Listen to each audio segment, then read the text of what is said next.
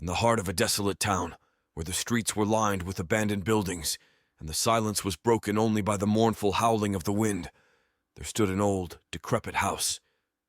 It was a place shrouded in darkness and mystery, a place few dared to approach. The locals called it the House of Nightmares.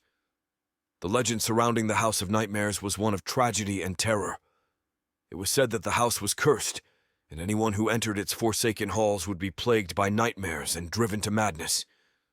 But for a group of thrill-seekers looking to capture the ultimate found footage, this legend was too enticing to resist. The group consisted of 4 friends: Sarah, Mark, Emily, and Jake. Armed with their cameras and a sense of adventure, they ventured into the eerie house one fateful night. As they crossed the threshold, the air grew colder, and a sense of unease settled over them.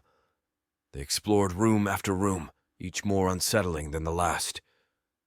The walls were adorned with macabre paintings, and strange symbols were etched into the floorboards. The group's excitement turned to unease as they encountered gruesome scenes, remnants of mysterious deaths that had occurred within these cursed walls. As they delved deeper into the house, the nightmares began. Each member of the group experienced vivid and horrifying dreams, so lifelike that they could hardly distinguish them from reality. Shadows danced on the walls, and grotesque figures lurked in the corners of their vision. Jump scares became a constant, with sudden movements and eerie whispers echoing through the desolate halls.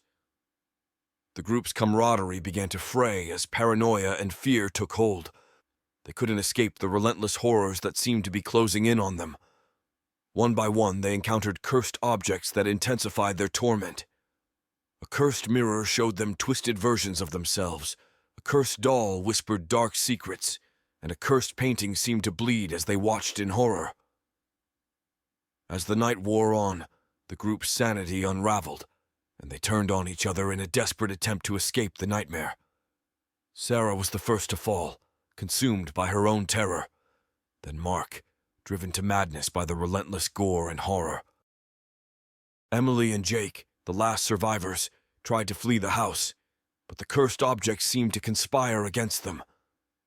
In a final desperate act, Jake sacrificed himself to save Emily, leaving her with a sense of overwhelming loss and despair. Emily managed to escape the House of Nightmares, but the nightmare had taken its toll.